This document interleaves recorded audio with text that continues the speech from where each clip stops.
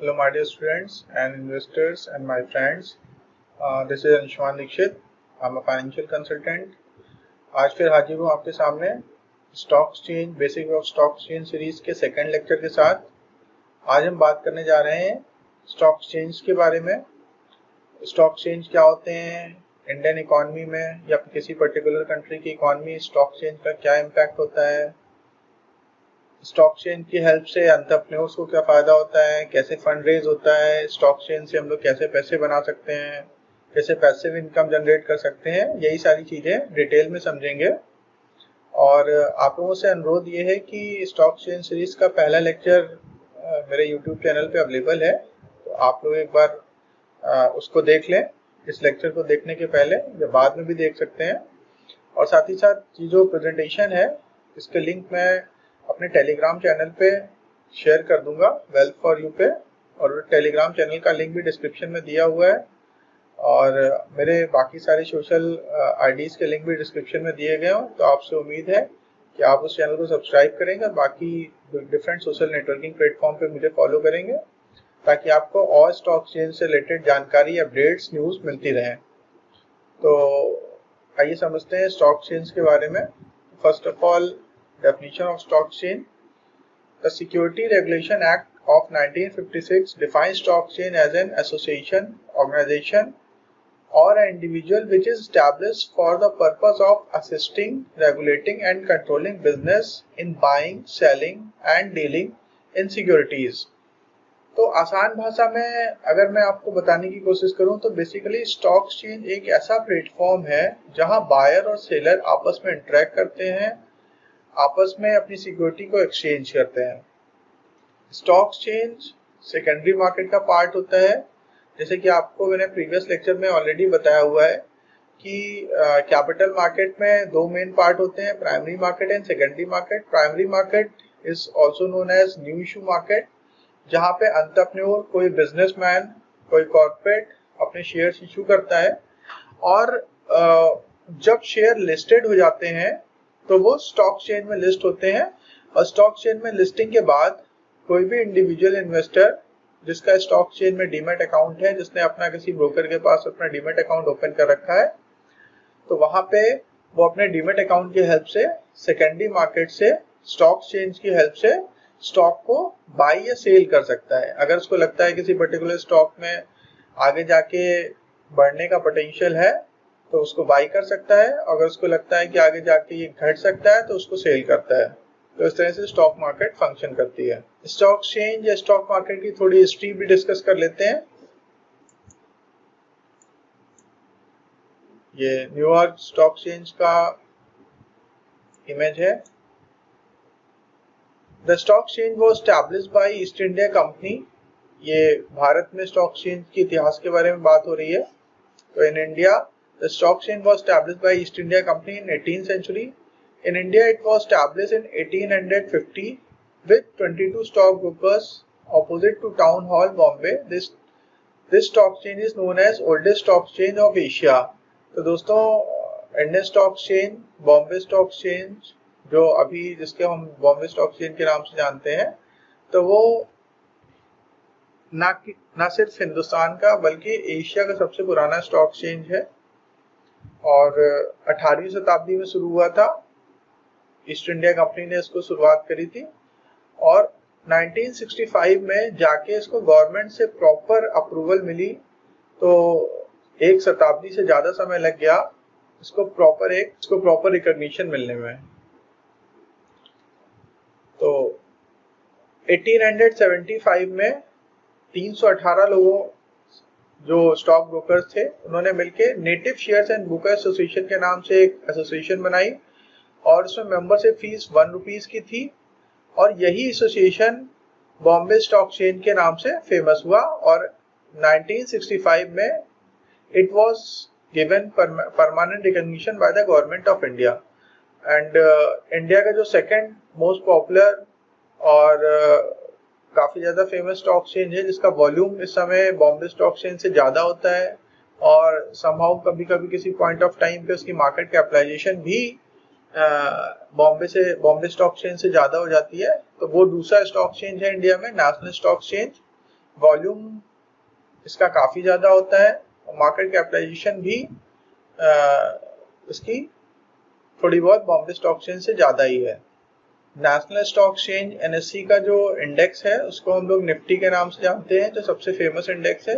Nifty के अलावा bank Nifty, mid cap Nifty, small cap Nifty, इस तरह से निफ्टी के कई सारे और दूसरे सेक्टोरियल इंडेक्स भी हैं जिनके बारे में हम लोग अभी आगे चल के डिटेल में समझेंगे।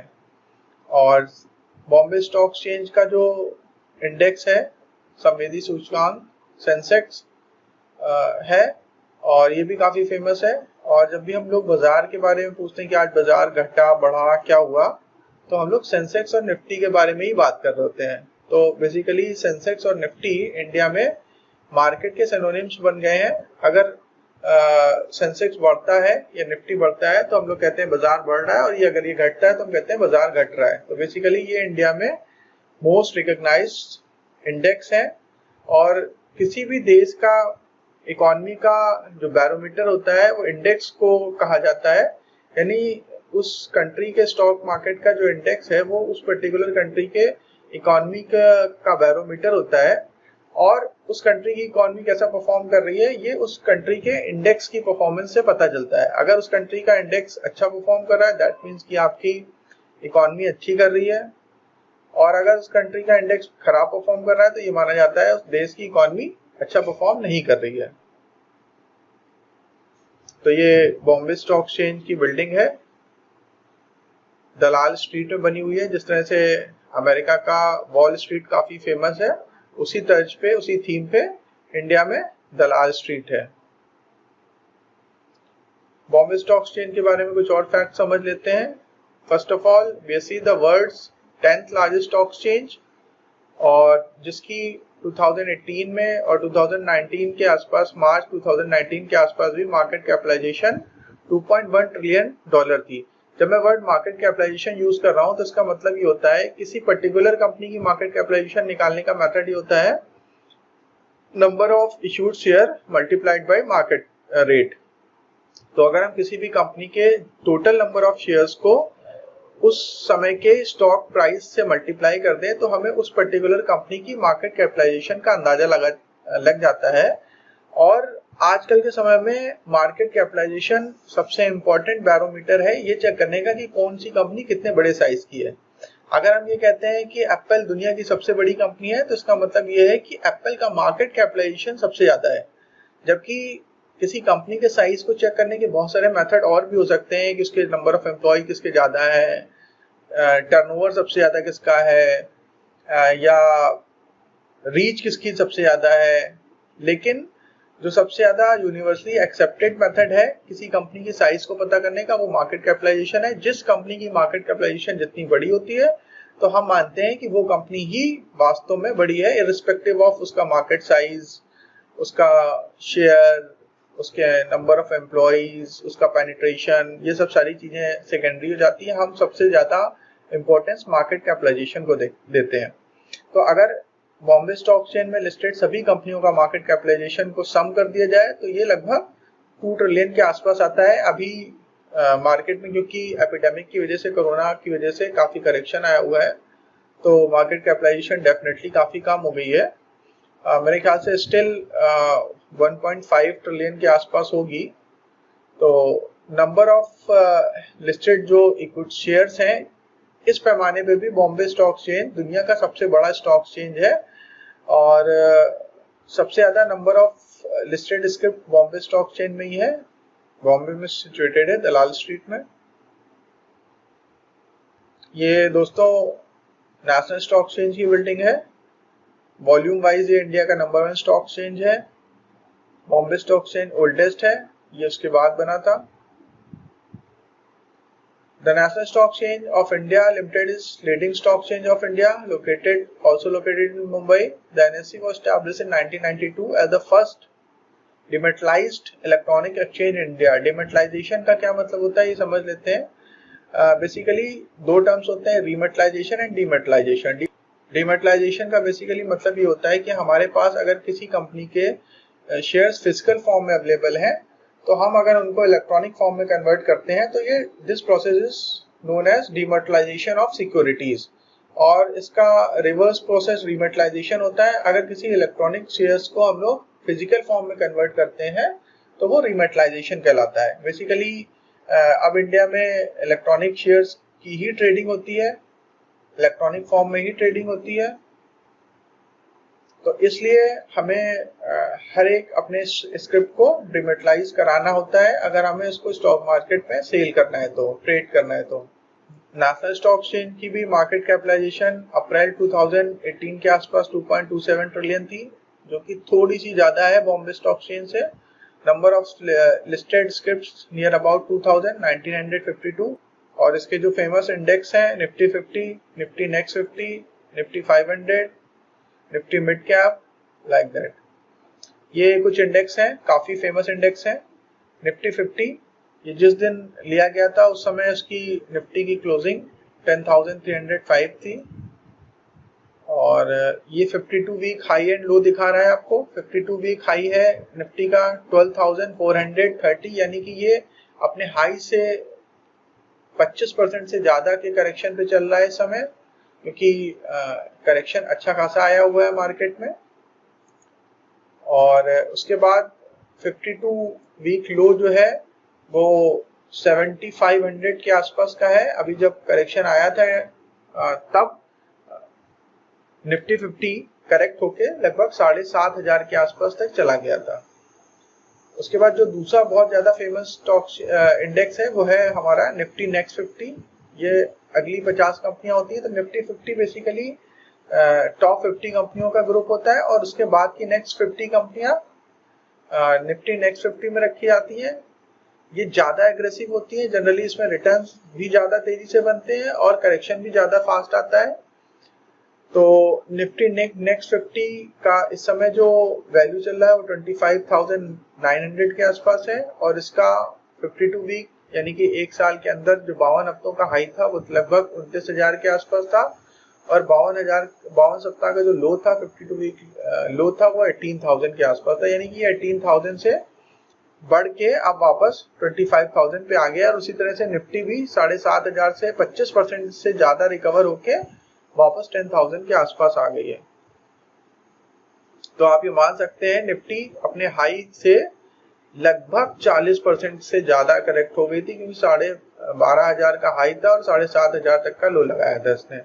तो काफी ज्यादा करेक्शन आया था, और अभी रिकवरी काफी आ गई है नीचे से। निफ्टी 100 ऊपर की 50 और 50 कंपनियों को एक साथ अगर मिला दिया जाए तो निफ्टी 100 इंडेक्स बनता है, और यही टॉप 100 कंपनियां ही इंडिया की लार्ज कैप कंपनियां कहलाती है। उसके बाद की जो कंपनियां होती है नेक्स्ट 150 कंपनियां, वो जनरली हमारी निफ्टी मिड कैप कहलाती है। यानी जो निफ्टी मिड कैप इंडेक्स है ये टॉप 100 के अलावा अगली 101 से लेके 250 तक की जो अगली 150 कंपनियां हैं वो हमारी निफ्टी मिड कैप में का पार्ट है। तो ये मिड कैप कंपनियां कहलाती हैं, और टॉप की 100 कंपनियां लार्ज कैप कंपनियां कहलाती है। यानी कि निफ्टी 50 और निफ्टी नेक्स्ट 50 को अगर हम मिला दें तो निफ्टी 100 बन जाता है, और यही इंडिया की लार्ज कैप स्टॉक्स कहलाते हैं। तो ये लार्ज कैप स्टॉक्स हैं, लार्ज कैप स्टॉक्स। और उसके बाद से 101 से 250 तक के जो स्टॉक्स हैं वो हमारे मिड कैप स्टॉक्स कहलाते हैं, और 250 से लेके आगे तक के सारे स्टॉक्स हमारे स्मॉल कैप इंडेक्स स्टॉक कहलाते हैं।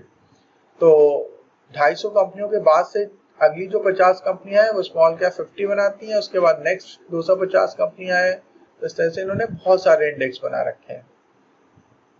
स्मॉल कैप 100 भी है, यानी कि 250 से लेके अगले 100 यानी कि 350 तक की कंपनियां। तो बाय डेफिनेशन आप ये मान सकते हैं कि 250 के ऊपर की जितनी भी कंपनियां हैं वो सारी की सारी स्मॉल कैप कंपनियां कहलाती हैं। उसके बाद निफ्टी में काफी सारे सेक्टोरल इंडेक्स भी हैं, Nifty bank, Nifty auto, Nifty financial services, Nifty FMCG. तो ये अपने अपने पर्टिकुलर सेक्टर को रिप्रेजेंट करते हैं कि बैंकिंग सेक्टर की जो टॉप कंपनियां हैं वो निफ्टी बैंक का पार्ट है। ऑटो सेक्टर की टॉप कंपनियां like Maruti, Eicher motor, MRF, इस तरह की जितनी भी ऑटो कंपनियां हैं वो निफ्टी ऑटो का पार्ट होंगी। निफ्टी फाइनेंशियल सर्विसेज, फाइनेंस की कंपनियां जितनी भी है, NBFCs, gold loan finance, Muthoot finance, Manappuram finance, Mahindra and Mahindra finance, Bajaj finance, तो इस तरह की सारी कंपनियां निफ्टी फाइनेंस का पार्ट है। एफएमसीजी कंपनियां काफी अच्छा इंडेक्स है, काफी इसको सुरक्षित निवेश भी माना जाता है। एफएमसीजी और फार्मा का निवेश काफी सुरक्षित माना जाता है।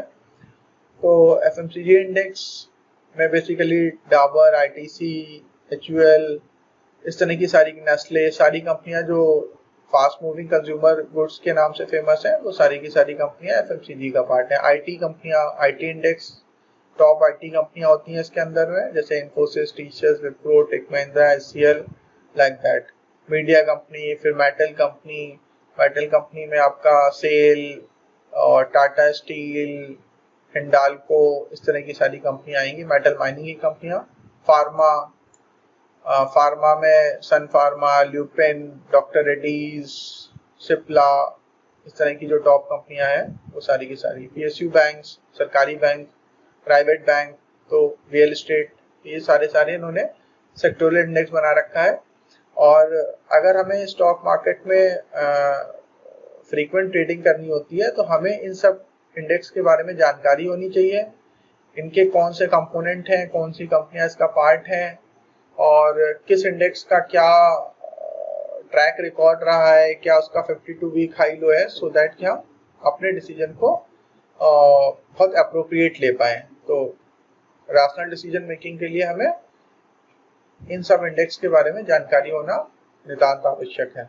जैसा कि मैंने आप लोगों को बताया कि निफ्टी 50 इंडिया की टॉप 50 कंपनियों से मिलकर बनता है।